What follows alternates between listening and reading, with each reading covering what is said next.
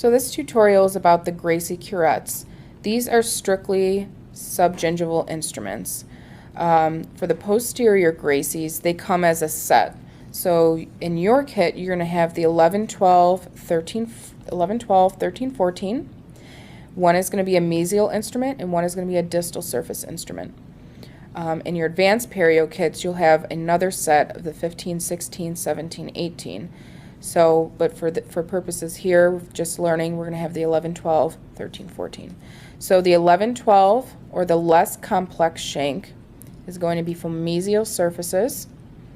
The more complex shank, or bigger bend here, is going to be the 13, 14 for distal surfaces only. So we'll start with the distal instrument first. Always start with the distal. I'm going to be at a 10 to 11 for posterior teeth. And just like the universal curettes, you want to hug that corner of the tooth right at the distal line angle, and we're going to insert at a 0 degree or closed angle insertion again. So we're going to hug that tooth, drop the instrument, and stand up. We're using the paralleling technique. We're going to make sure we have the right end first. So that's parallel. This is not. So I know I have the correct end. So we're going to drop the blade, hug the corner of the tooth, insert, and just walk into the distal.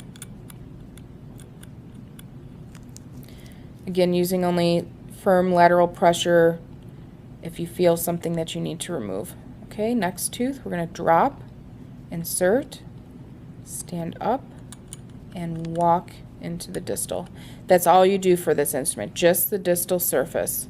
So it goes really quickly. So I do all the distal surfaces of the quad that I'm working on first, and then I go to my mesial instrument and do all the mesial surfaces. For the mesial surface, this one is a little bit harder to tell the correct end, but again, we're looking at the bend here, and the functional shank will go up and over the tooth that you're working on. So we can put it in the distal just to make sure we have the correct end. So my functional shank is going up over the tooth I want to work on and is parallel with the long axis of the tooth.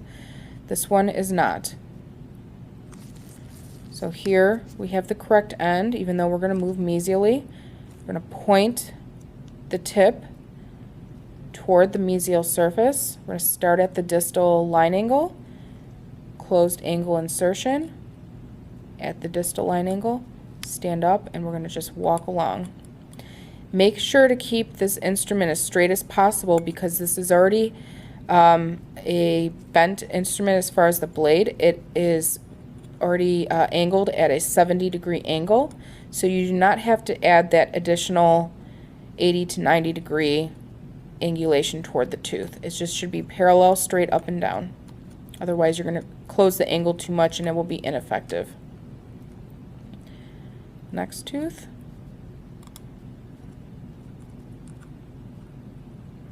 You want to do short strokes. You don't want to go in and out of the pocket. That's going to injure the tissue. You want to stay down underneath the gum line as you move. Do not go in and out of the tissue. Just like that.